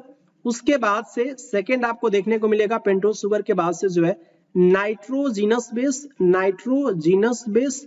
और ये थर्ड कंपोनेंट होता है आपका जो है ये फॉस्फोरिक एसिड। ये आपको थर्ड कंपोनेंट देखने को मिलेगा, फॉस्फोरिक एसिड। और ये पेंटोज शुगर, ये बेसिकली आपके 2 टाइप्स के देखने को मिलते हैं जो है। फर्स्ट आपका जो है डीऑक्सीराइबोज शुगर, डीऑक्सीराइबोज, और ये आपका जो है एक राइबोज। तो डीऑक्सीराइबोज शुगर देखने को मिलता है डीएनए में, और ये आपका जो है राइबोज शुगर देखने को मिलता है आरएनए में। क्लियर। तो यहां से आप डिफरेंस कर सकते हो कि डीऑक्सीराइबोज न्यूक्लिक एसिड कहते हैं डीएनए को, और क्योंकि इसमें डीऑक्सीराइबोज शुगर देखने को मिलता है। आरएनए को कहते हैं राइबोन्यूक्लिक एसिड, क्योंकि उसमें राइबोज शुगर देखने को मिलता है। ये पॉइंट क्लियर हुआ। उसके बाद से सेकेंड पॉइंट मैं आपको बताता हूँ नाइट्रोजीनस बेस। ये भी आपके 2 टाइप्स के होते हैं, प्यूरिन बेस एंड सेकेंड आपका होता है पायरीमिडीन बेस। क्या होता है, पायरीमिडीन बेस। तो ये प्यूरिन बेस जो होता है ना, ये भी आपके जो है ये 2 टाइप्स के होते हैं, एडेनिन एंड ग्वानिन। एजी से याद रखिएगा, ये आपके प्यूरिन बेस। पायरीमिडीन आपके thymine, cytosine and uracil. Clear. और ये बेसिकली यहीं पे मैं आपको बता दूं कि जो आपका एडेनिन जो होता है ना, ये बेसिकली आप ऐसे याद रखिए कि एक प्यूरिन बेस पायरीमिडीन बेस के साथ आपका ये अटैच होता है। डीएनए के केस में एडेनिन जो है वो डबल हाइड्रोजन बॉन्ड के द्वारा आपका ये थाइमीन से जुड़ा होता है, उसके साथ साथ ये ग्वानिन जो है वो ट्रिपल हाइड्रोजन बॉन्ड के द्वारा ये बेसिकली आपका ये साइटोसिन से आपका ये जुड़ा होता है। ये पॉइंट क्लियर हुआ। उसके साथ साथ ये बेसिकली आपको डीएनए के केस में आपका ये यूरासिल आपका ये एब्सेंट होता है, देखने को नहीं मिलता है। यूरासिल केवल और केवल आपको ये आरएनए में देखने को मिलेगा।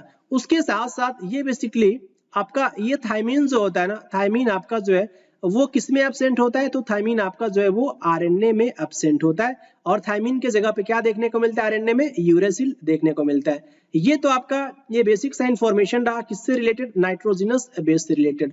लेकिन आपको याद रखना है जब आपका ये पेंटोज शुगर, ये जब आपका पेंटोज शुगर जब किसके साथ कंबाइन हुआ, नाइट्रोजनस बेस के साथ कंबाइन हुआ, तो एक स्ट्रक्चर बन के आएगा। उस स्ट्रक्चर को बोलेंगे न्यूक्लियोसाइड। क्या बोलेंगे, न्यूक्लियोसाइड। और ये आपका न्यूक्लियोसाइड जब किसके साथ अटैच हुआ, और फॉस्फोरिक एसिड के साथ जब अटैच हुआ, फॉस्फोरिक एसिड के साथ, तो क्या बना आपका ये न्यूक्लियोटाइड बना। ये क्या बना, न्यूक्लियोटाइड।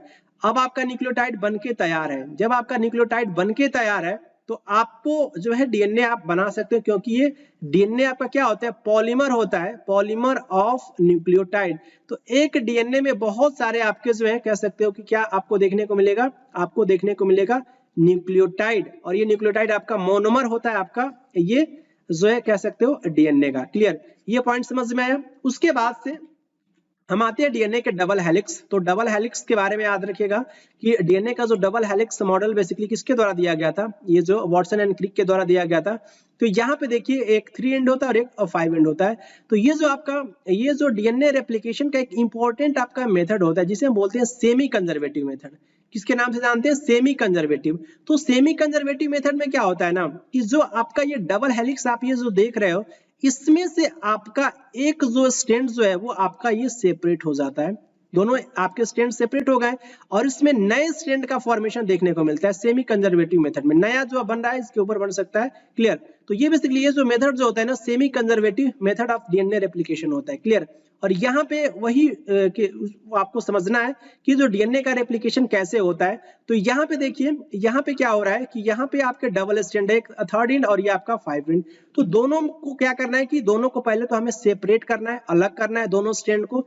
ये जो सेपरेट करने का काम ये कौन करता है, आपका हेलिकेज नाम का एंजाइम करता है। और यहाँ पे देखिए, और यही आपके एग्जाम से पूछा भी गया था कि जो हेलिकेज का फंक्शन क्या होता है, तो ये ओपन करता है ये जो आपका डीएनए डबल हेलिक्स को। तो आप फर्स्ट को डी के साथ मैच कर दोगे, फर्स्ट को डी के साथ मैच कर दोगे। हेलिकेज का फंक्शन आपको समझ में आ गया। डीएनए लाइगेज के बारे में थोड़ा सा मैं और आपको बताऊंगा। यहाँ पे जो आपका डीएनए का जो स्ट्रैंड जो है ना, वो आपका जो है ये ओपन हो चुका है हेलिकेज एंजाइम के बोल सकते हो कि हेल्प से। उसके साथ जो है यहाँ पे आपका जो नेक्स्ट एंजाइम जो आता है वो आपका डीएनए पॉलीमरेज आता है। और ये पॉलीमरेज एंजाइम क्या करता है कि ये बेसिकली जो है वो डीएनए के रेप्लिकेशन में आपका ये पार्टिसिपेट करता है। लेकिन यहाँ पे आपको ये 2 स्ट्रैंड देखने को मिलेगा, जो है आपका 3 एंड और उसके साथ साथ ये 5 जो है आपका ये 5 एंड है। क्लियर, तो ये बेसिकली आपका एक जो स्ट्रैंड जो होता है वो लीडिंग आपका स्ट्रैंड। और ये जो डीएनए पॉलीमरेज है ना, इसको जो है वो रेप्लिकेशन के लिए किस टाइप का स्ट्रैंड चाहिए, तो इसको ये बेसिकली आपका ये रेप्लिकेशन करता है 3 to 5 डायरेक्शन में। ये आपका जो है ये 3 to 5 डायरेक्शन में करता है। तो एक मान लीजिए कि 3 to 5 डायरेक्शन में इसको चाहिए, डीएनए पॉलीमरेज के लिए वो डायरेक्शन क्या चाहिए, 3 to 5 चाहिए। तो जो आपका बनेगा वो आपका 5 to 3 बनेगा, क्योंकि एंटी पैरेलल होते हैं। एक अगर आपका 3 to 5 है तो दूसरा आपका क्या होगा, दूसरा स्ट्रैंड आपका 5 to 3 होगा। तो ये पॉइंट आपको समझ में आना चाहिए। उसके बाद से जो है ये आपका आरएनए प्राइमर क्या होता है। तो आरएनए प्राइमर के बारे में याद रखिए कि ये बेसिकली डीएनए पॉलीमरेज को ये नहीं पता होता है कि कहां से हम रेप्लिकेशन स्टार्ट करें। तो वहां पे आपका एक एंजाइम आता है, उस एंजाइम का नाम है आपका प्राइमेज। तो क्लियर, ये बेसिकली आपका ये जो है यहां से बेसिकली आपका आया और यहां से रेप्लिकेशन आपका स्टार्ट हुआ। और ये जो देखिए रेप्लिकेशन स्टार्ट करा तो ये फ्रेगमेंट में होता है, ये यहाँ पे आपका ये छूटा हुआ जगह है। फिर उसके बाद से यहाँ पे आगे किया, ये आपका जो है डीएनए पॉलीमरेज। तो ये जो आपका ये जो फ्रेगमेंट बन रहा है ना, ये जो आपका ये फ्रेगमेंट बन रहा है, और ये देखिए ओकाजाकी फ्रेगमेंट उसे हम कहते हैं बेसिकली, उस फ्रेगमेंट को जो बन रहा है। और ये केवल और केवल आपको लैगिंग स्ट्रैंड पे ही ओकाजाकी फ्रेगमेंट देखने को मिलेगा।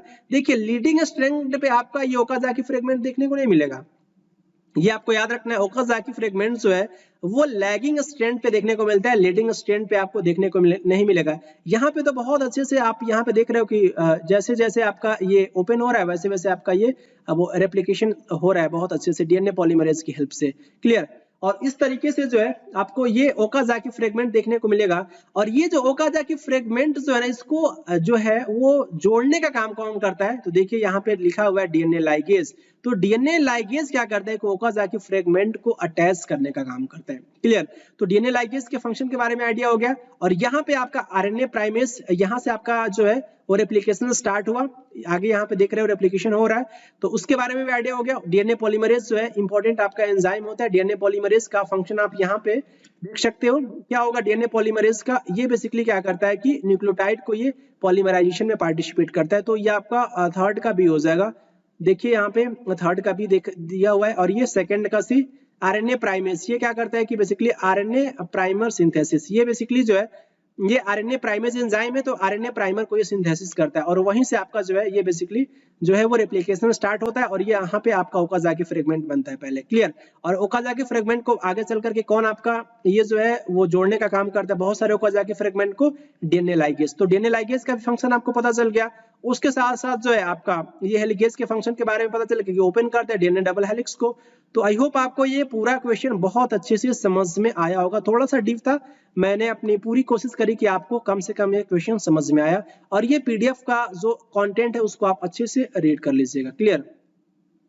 हेलिकेज के बारे में भी फंक्शन है, आरएनए प्राइमेज के बारे में भी आपका इंपॉर्टेंट पॉइंट मेंशन है, वही पॉइंट है सारे जो मैं आपके साथ डिस्कस किया हूं, क्योंकि at the end of the day आपके पास नोट्स भी होना चाहिए, इसलिए आप इस क्वेश्चंस को बहुत अच्छे से जो है वो रिवाइज कीजिएगा इसके कॉन्सेप्ट को। सीजीएल प्री 2023 के एग्जाम्स में बहुत ही डिफिकल्ट बोल सकते हैं, स्टेटमेंट बेस्ड क्वेश्चन बोल सकते हैं, और इस टाइप के क्वेश्चंस आपके एसएससी सीजीएल मेंस 2023 के एग्जाम्स में देखने को मिल सकते हैं। ये आपका करेक्ट स्टेटमेंट आपको चूज करना है। न्यूलैंड्स लॉ ऑफ ऑक्टेव से रिलेटेड आपका ये फर्स्ट स्टेटमेंट है, उनके द्वारा स्टार्ट किया गया था। एलिमेंट जो बेसिकली उनके द्वारा जो अरेंज किया गया था, जो हाईएस्ट एटॉमिक मास हाइड्रोजन, और उसके साथ साथ ये बेसिकली आपका ये समाप्त हुआ था थोरियम पे। इनका एक क्लासिफिकेशन बोल सकते हैं कि न्यूलैंड्स लॉ ऑफ के द्वारा जो है वो दिया गया था। क्लियर। तो ये बेसिकली ये आपका 56 एलिमेंट था, ये आपका समाप्त थोरियम पे हुआ था, ये 56 एलिमेंट भी था, लेकिन ये आपका जो हाईएस्ट एटॉमिक मास नहीं था हाइड्रोजन का, ये आपका जो लोवेस्ट एटॉमिक मास हाइड्रोजन का था। तो ये स्टेटमेंट आपका इनकरेक्ट हो जाएगा। उनके द्वारा स्टार्ट किया गया था एलिमेंट के बेसिकली आपका ये lowest atomic mass hydrogen, and and हुआ था आपका जो एल्युमिनियम पे एंड नहीं हुआ था, आपका ये थोरियम पे एंड हुआ था। तो ये भी आपका स्टेटमेंट इनकरेक्ट हो जाएगा।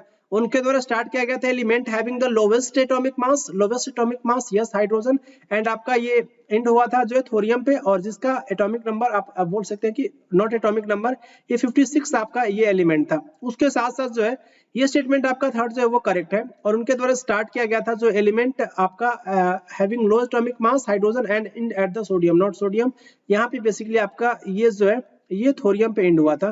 तो ये आपका फोर्थ भी इनकरेक्ट है, आंसर आपका जो है वो थर्ड हो जाएगा। लेकिन इतना ही नहीं, आप एक एक एनसीईआरटी के एक लाइन को आप पी जाइए, जो बोला जाता है ना कि बिल्कुल एक एक लाइन को जो है अच्छे से समझ करके पॉइंट को आपको लंबे समय तक याद रखना है। न्यूलैंड्स लॉ ऑफ ऑक्टेव से रिलेटेड आपके सीजीएल प्री के 2023 के एग्जाम्स में कई क्वेश्चंस पूछे गए।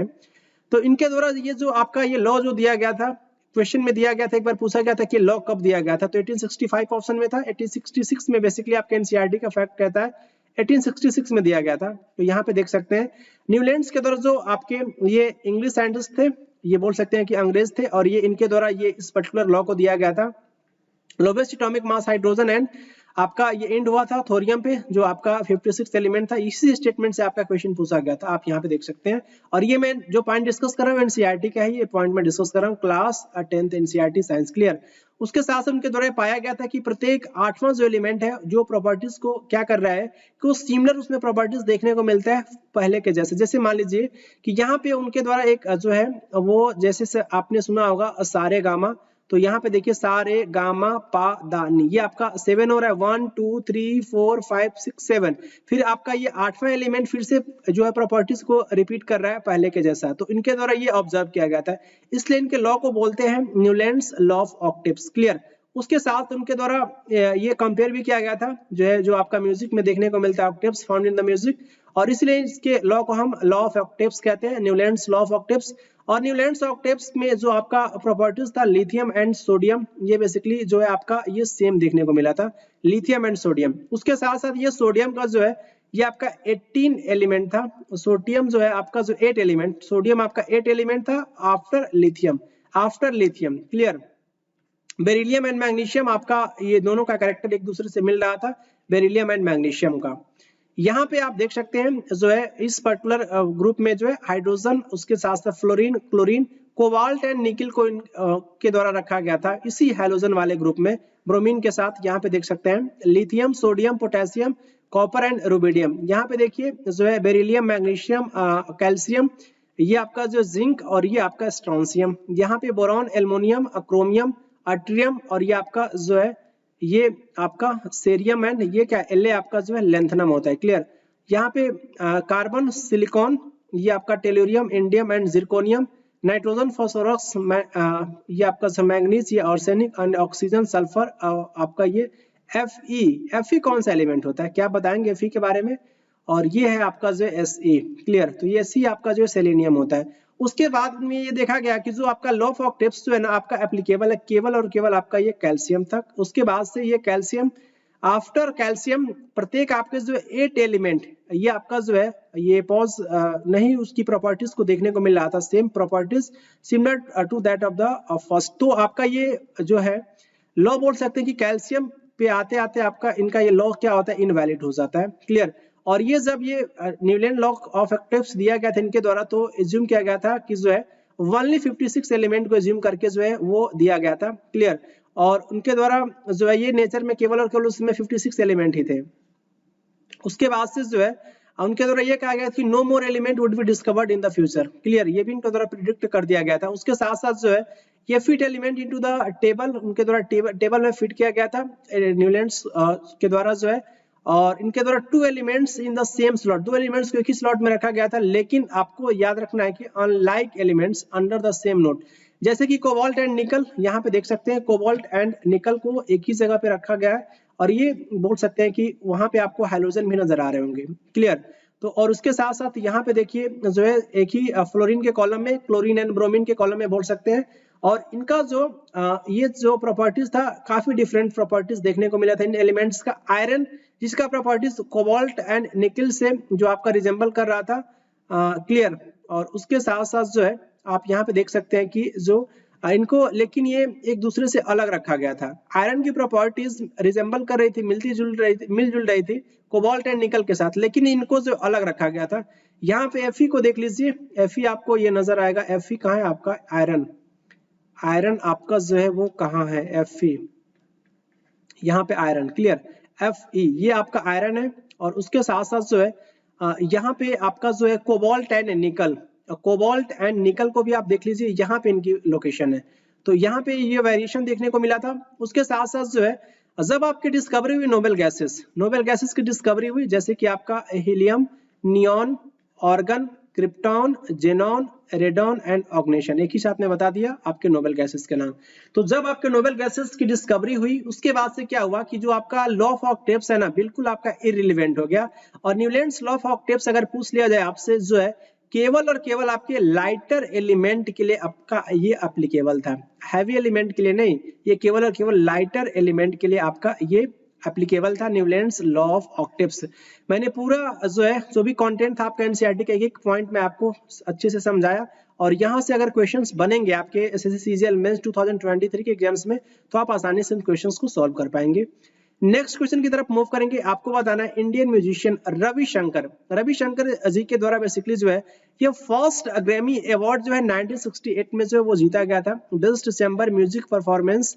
किसके लिए, फॉलोइंग वर्क, कौन सा वर्क डन किया गया था उनके द्वारा जो है, द साउंड्स ऑफ इंडिया, या फिर फुल सर्कल आपका जो है कार्नेजी हॉल, या फिर वेस्ट मीट्स ईस्ट, या फिर द कंसर्ट फॉर बांग्लादेश। तो ये बेसिकली उनके द्वारा जो है वो 1968 में जो है वो फर्स्ट ग्रैमी अवार्ड दिया गया था for the West meets East के द्वारा। ऑप्शन थर्ड आपका ये करेक्ट हो जाएगा।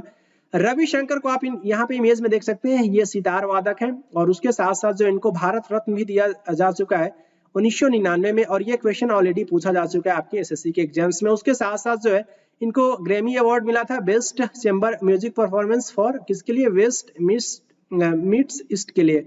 और ये भी क्वेश्चन आपके एग्जाम से पूछा जा चुका है, जिनको याद रखेंगे माई म्यूजिक माई लाइफ, इनके द्वारा जो है इनका ऑटोबायोग्राफी का नाम है, clear, my music my life. और ये क्वेश्चन ऑलरेडी पूछा जा चुका है, और ये बहुत ही फेमस पर्सनैलिटी है आपके, ये सितार वादक है, इनका नाम आप याद रखेंगे।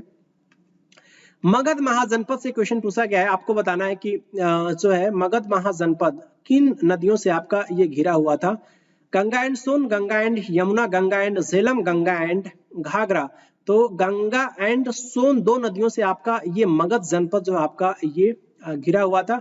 16 महाजनपदों में से आपका एक उसमें से मगध भी था, क्लियर, मगध। और ये क्या आप बता सकते हैं कि 16 महाजनपदों का उल्लेख जो है, मैं अब उस ग्रंथ का नाम बता रहा हूँ, भगवती सूत्र एंड अंगुत्तर निकाय में ये देखने को मिलता है 16 महाजनपदों का कंसेप्ट। लेकिन आपको ये बताना है कि कौन आपका ये बौद्ध आपका ये ग्रंथ है, अंगुत्तर निकाय, या फिर बोल सकते हैं कि आपका ये भगवती सूत्र। और इन दोनों में से कौन आपका जो एक आपका जो है, ऐसे बता रहा हूं आपको, एक इनमें से जो आपका ये एक बौद्ध ग्रंथ है और एक इनमें से आपका जो है वो जैन ग्रंथ है। कौन आपका बौद्ध ग्रंथ है, कौन आपका जैन ग्रंथ है, ये आपको बताना है, क्लियर। यहाँ पे देखिए मगध एम्पायर के बारे में इंपॉर्टेंट पॉइंट याद रखिए, ये आपके 16 महाजनपदों में से एक आपके थे। मगध में जो है बेसिकली इन पर्टिकुलर जो है डायनेस्टी का उदय देखने को मिलता है, बृहद्रथ डायनेस्टी, और उसके साथ साथ ये हर्यक डायनेस्टी, यहाँ पे ड्यूरेशन दे रखा है। उसके बाद से जो है शिशुनाग डायनेस्टी आपको ये देखने को मिलेगा, और शिशुनाग डायनेस्टी के बाद से नंद डायनेस्टी, और नंद डायनेस्टी को बेसिकली जो है इसके बाद से आपको देखने को मिलता है मौर्य डायनेस्टी, जो किसके संस्थापक कौन है मौर्य डायनेस्टी के, आपके जो है चंद्रगुप्त मौर्य, और इनके गुरु का क्या नाम है, कौटिल्य, चाणक्य, विष्णुगुप्त, और इनके बुक का क्या नाम है, अर्थशास्त्र, जो पॉलिटिक्स से रिलेटेड है, क्लियर। तो बेसिकली इनकी चाणक्य की हेल्प से जो है कह सकते हो कि जो है चंद्रगुप्त मौर्य के द्वारा जो है जो नंद डायनेस्टी के जो महापद्म नंद, उनको हरा करके जो है मौर्य डायनेस्टी को फाउंड किया गया था, क्लियर। और ये सुंग डायनेस्टी यहाँ पे आप देख सकते हैं इनका ड्यूरेशन, और उसके बाद से आपको देखने को मिलेगा कण्व डायनेस्टी, क्लियर। तो आप ये सीक्वेंस जरूर याद रखिएगा जो आपके एग्जाम्स के लिए इंपॉर्टेंट हो सकता है। बृहद डायनेस्टी, और उसके साथ साथ जो है हर्यक डायनेस्टी, शिशुनाग डायनेस्टी, नंद डायनेस्टी, उसके बाद से मौर्य डायनेस्टी, मौर्य वंश, सुंग वंश, मौर्य वंश के बाद से जो सुंग वंश देखने को मिलता है, और ये उसके बाद से जो है कण्व वंश, क्लियर। उसके बाद से जो है ये सातवाहनों को डिफीट किया जाता है, जो है किनको जो है वो कण्व डायनेस्टी को 28 बीसी में कण्व डायनेस्टी के किंग को वो डिफीट किया जाता है सातवाहनों के द्वारा। और उसके बाद से जो है ये बेसिकली जो है Maurya, under the Maurya Magadh become, जो आपके मौर्य वंश के समय जो आपका मगध का विस्तार बहुत ज्यादा था, पैन इंडिया अंपायर बोल सकते हैं कि आपका ये large swaths of Indians of continent and Afghanistan तक ये आपका ये फैला हुआ था मौर्य वंश के समय, क्लियर, ये आपको याद रखना है। उसके साथ ये आपको नेक्स्ट क्वेश्चन का आंसर करना है। जनवरी 2023 में जो है लेजिस्लेटिव बिल जो आपका ये प्रोवाइड करता है कितने % रिजर्वेशन वुमेन के लिए, और ये स्टेट गवर्नमेंट जॉब्स से रिलेटेड आपका ये बिल था, और ये बेसिकली आपका ये ग्रुप किया गया था उत्तराखंड गवर्नमेंट के आपके जो है लेफ्टिनेंट आपके जनरल रिटायर्ड आपके जो है गुरमीत सिंह के द्वारा, क्लियर।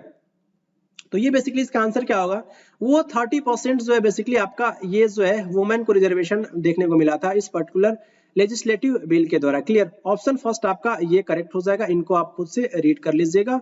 उसके साथ साथ उत्तराखंड से रिलेटेड आप इंपॉर्टेंट पॉइंट याद रखिए, इनको कब जो है उत्तराखंड को कब जो है वो फॉर्म किया गया था 9 दिसंबर 2000 में, क्लियर। उसके साथ साथ ये 27 आपका ये इंडियन रिपब्लिक बोल सकते हैं कि आपका ये 27वां राज्य बना था। उसके साथ साथ जो स्टेट फ्लावर यहाँ पे ब्रह्म कमल रख सकते हैं याद।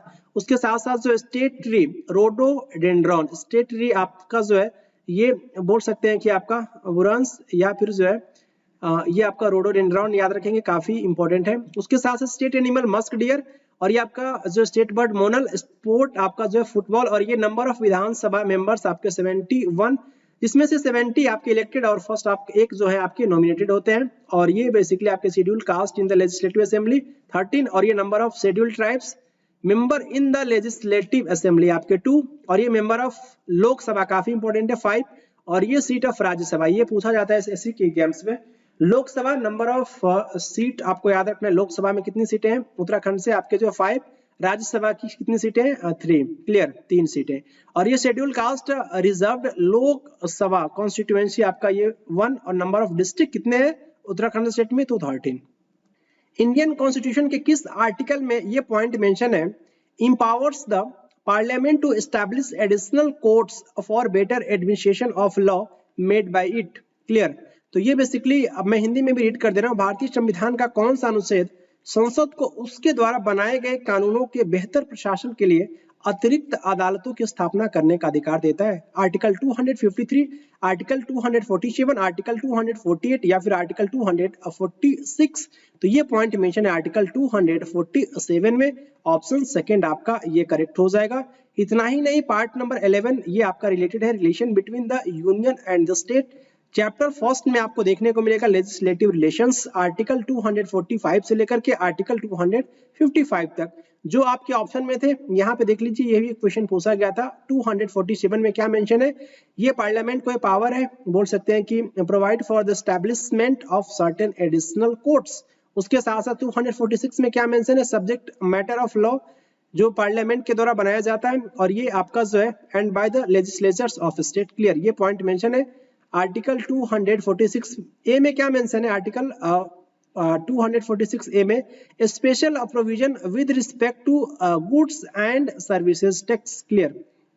आर्टिकल 248 में क्या मेंशन है, रेजिडुअरी पावर ऑफ लेजिस्लेशन, जो आपके ऑप्शन में थे, ऑप्शन में आपका 253 भी था, इसको भी आप जान लीजिए। Legislation for giving effect to international agreement, international agreement, ये आपका पॉइंट मेंशन है 253 में। बाकी के जो भी आपके आर्टिकल है इनको एक बार खुद से आप रीड कर लीजिएगा, इंग्लिश में रीड करेंगे तो ज्यादा आपको जो है वो पॉइंट लंबे समय तक आप याद रख पाएंगे। चॉइस इज योर्स, हिंदी में मैंने इसको इंसल्ट नहीं किया, ये आप बोल सकते हैं कि इंग्लिश में ही सारे आपके जो आर्टिकल्स है ये मेंशन, इनको आप खुद से एक बार रीड कर लीजिएगा। नेक्स्ट क्वेश्चन की तरफ मूव करेंगे। 108वें नंबर का जो इंडियन साइंस कांग्रेस हुआ था बेसिकली कहाँ पे हुआ था, तो याद रखिए राष्ट्र संत तुकोजी महाराज नागपुर यूनिवर्सिटी में हुआ था। 7 जनवरी 2028 को हुआ था। और ये बेसिकली इसमें ये दिया गया था doctor CV Raman centenary award किन को दिया गया था, डॉक्टर रंजन कुमार नंदी या फिर कौशल प्रसाद मिश्रा, प्रोफेसर सुभाष चंद्र परिजा या फिर बोल सकते हैं कि प्रोफेसर SR निरंजन। तो याद रखिए किनको दिया गया था, प्रोफेसर SR निरंजन को दिया गया। तो ऑप्शन फोर्थ आपका ये करेक्ट हो जाएगा। यहाँ पे आप पॉइंट को फोकस कीजिए, ये आपसे एग्जाम में पूछा गया था। Centenary award Raman CV Raman worth centenary award professor SR Niranjan को दिया गया था। ये भी इस अवार्ड को भी आप एक बार खुद से जो है वो रीड कर लीजिएगा, क्योंकि ये इतने सारे अवार्ड्स दिए गए थे उस पर्टिकुलर डे के दिन, क्लियर। जैसे कि आप यहाँ पे देख सकते हैं SJ Bhabha memorial award doctor Kaushal Prasad Mishra ji को दिया गया था, क्लियर, जो आपके ऑप्शन में मेंशन था। उसके बाद से जो है इसके मित्र आपके जो है birth centenary award doctor Ranjan Kumar Nandi को दिया गया था। और ये SN Bose birth centenary award दिया गया था प्रोफेसर सुभाष चंद्र जी को, क्लियर। और ये यहाँ पे और भी अवार्ड दिया गया था, यहाँ पे भी एक नजर मार लीजिएगा। इनमें से किस एक्ट के तहत आपका ये बाई कैमरल लेजिस्लेचर इंट्रोड्यूस किया गया था आपके जो है इंडिया में सेंटर लेवल पे, गवर्नमेंट ऑफ इंडिया एक्ट 1935 या फिर Indian council act 1861, regulating act of 1773 या फिर गवर्नमेंट ऑफ इंडिया एक्ट आपका 1919, क्लियर। तो ये बेसिकली आपका ये इंट्रोड्यूस किया गया था बाई कैमरल लेजिस्लेचर आपका government of India act 1919। Option fourth आपका ये करेक्ट हो जाएगा। यहाँ पे देख सकते हैं डायआरकी भी इंट्रोड्यूस किया गया था इस particular government of India act 1919 के जरिए।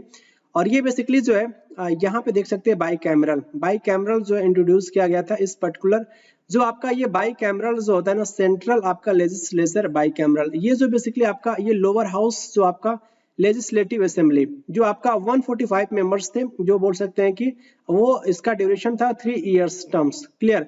और ये आपका जो है ये मॉडल आप बोल सकते हैं कि आपका आज का जो है वो लोकसभा के इक्वल था। और ये अपर हाउस जो आपका काउंसिल ऑफ स्टेट जिसमें आपके 16 मेंबर्स थे, और ये जिसका ड्यूरेशन आपका जो है वो 5 इयर्स इसका जो है वो कार्यकाल था या फिर टर्म्स बोल सकते हैं। और ये आपका जो है मॉडल ये बेस्ड था आपका आज का जो है वो राज्यसभा, क्लियर। तो इस तरीके से आप कोरिलेट करके पॉइंट को याद रख सकते हैं। नेक्स्ट क्वेश्चन की तरफ मूव करेंगे। नेक्स्ट क्वेश्चन 17 में आपको बताना है कि नवंबर 2022 में बेसिकली किस मिनिस्ट्री के द्वारा जो है, यूनियन मिनिस्ट्री के द्वारा एक बेसिकली आपका एक कैंपेन जो है वो लॉन्च किया गया था। उसका टाइटल था नई चेतना पहल बदलाव की। नई चेतना पहल बदलाव की, ये आपका कम्युनिटी लीड आपका नेशनल कैंपेन जो आपका अगेंस्ट था जेंडर बेस्ड डिस्क्रिमिनेशन। क्लियर, तो ये बेसिकली आपको स्टार्ट किया गया था ministry of women and child development के द्वारा, या फिर ministry of social justice and empowerment, या फिर मिनिस्ट्री ऑफ रूरल डेवलपमेंट, या फिर मिनिस्ट्री ऑफ कल्चर। तो स्टार्ट किया गया था ये बेसिकली जो है मिनिस्ट्री ऑफ रूरल डेवलपमेंट के द्वारा ये इनिशिएटिव। क्लियर, ये कैंपेन था बेसिकली नई चेतना पहल बदलाव की।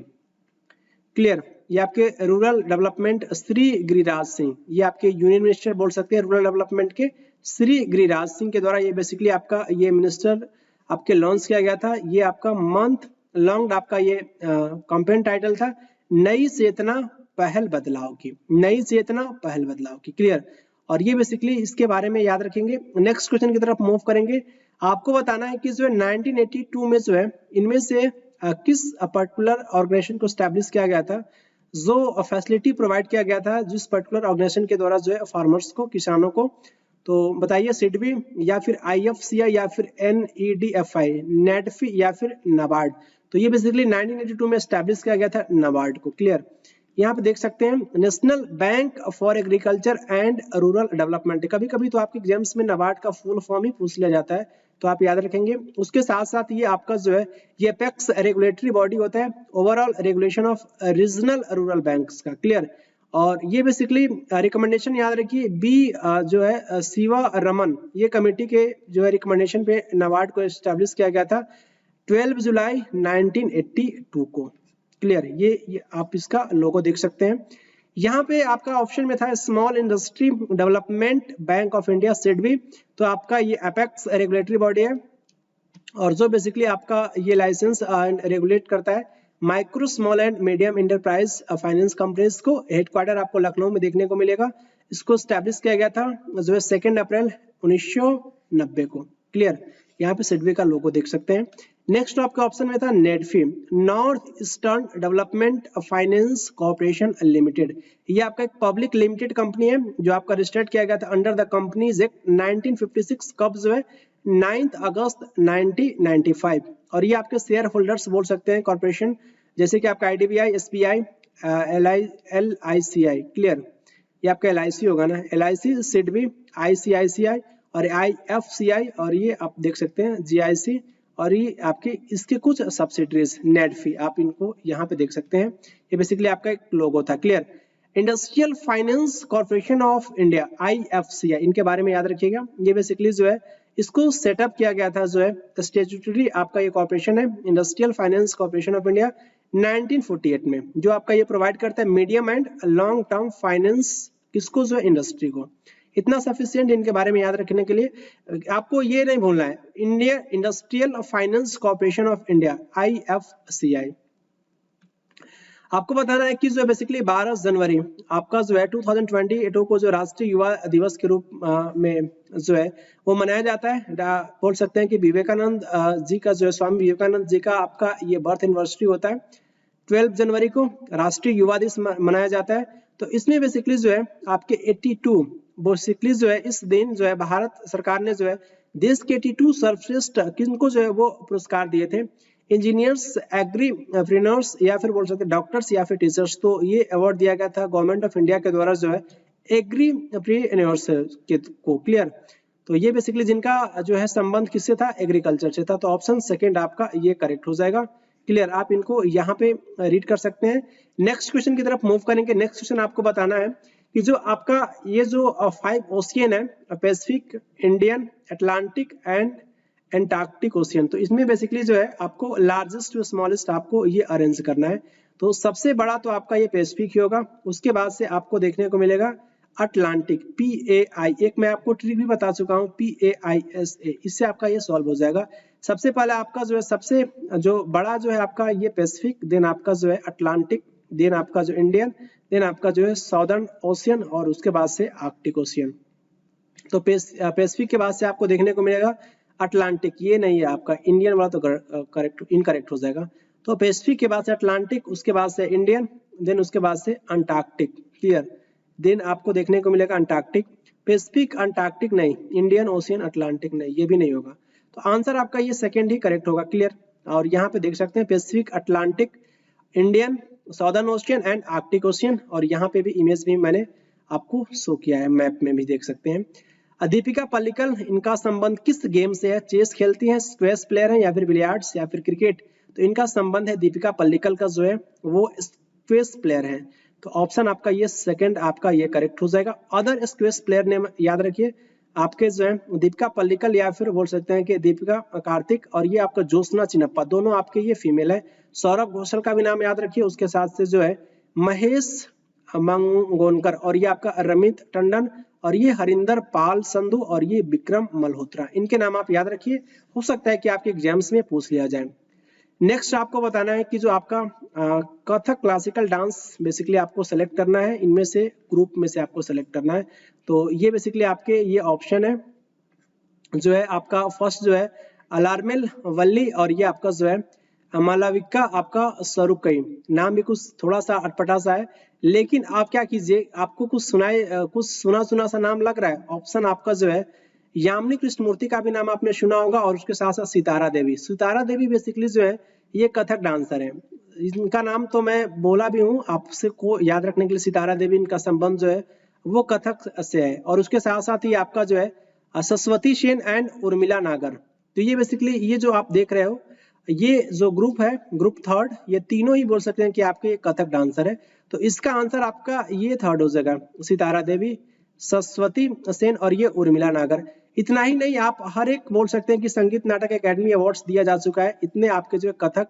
तो यहाँ पे कुछ इंपॉर्टेंट नाम को आप रिवाइज कर लीजिएगा, जैसे कि बिरजू महाराज का नाम काफी फेमस है, सितारा देवी यहाँ पे देख सकते हैं, रोशन कुमारी, और यहाँ पे ये पूछा जा चुका है ये कमलेनी अस्थाना एंड नलिनी अस्थाना, ये आपके जो है ये कथक डांसर है, ये क्वेश्चन ऑलरेडी पूछा जा चुका है।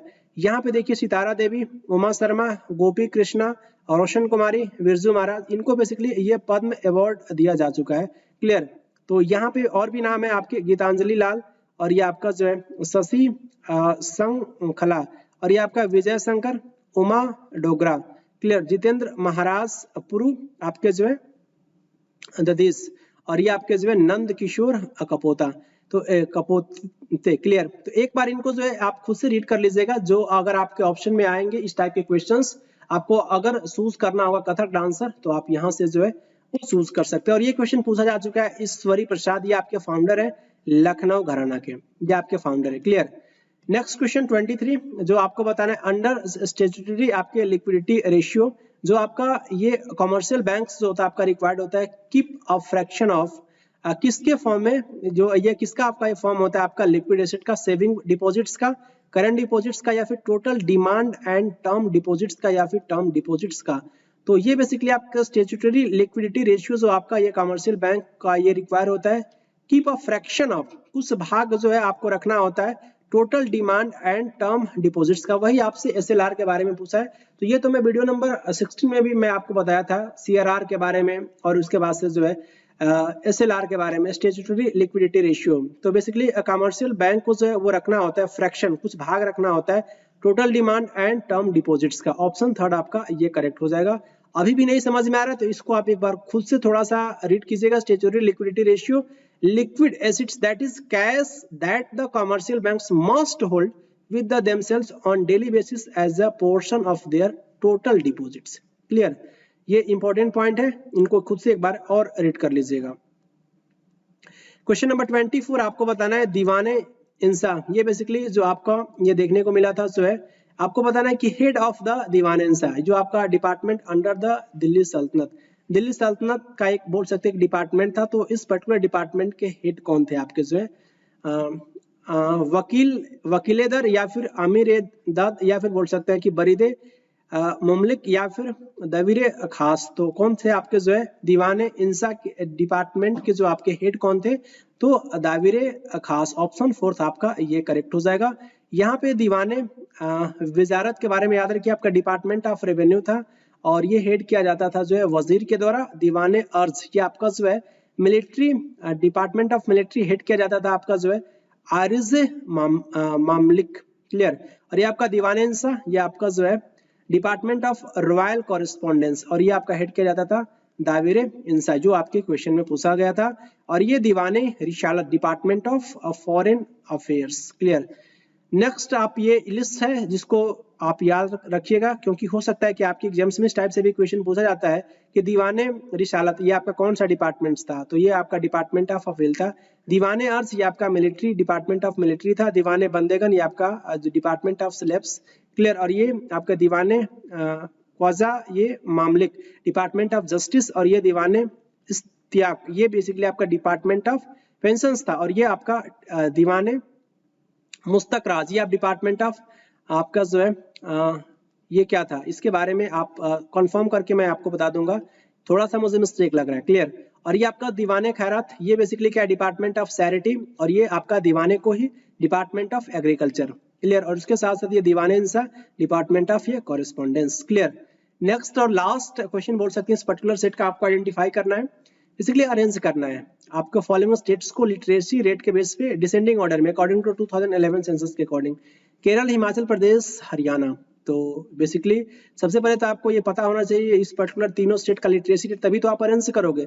तो इसलिए आप यहाँ पे इस टेबल पे फोकस कीजिए। केरल का सबसे ज्यादा लिटरेसी रेट देखने को मिला था जो है वो कितना 94%। इंडिया का कितना था टोटल बोल सकते हैं कि 74.04, जिसमें मेल का था 82.14, फीमेल का 65.46। ये इंपॉर्टेंट डाटा आप याद रखेंगे।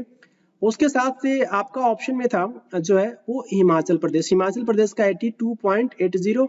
और उसके साथ से ये हरियाणा के बारे में याद रखिए 75.55।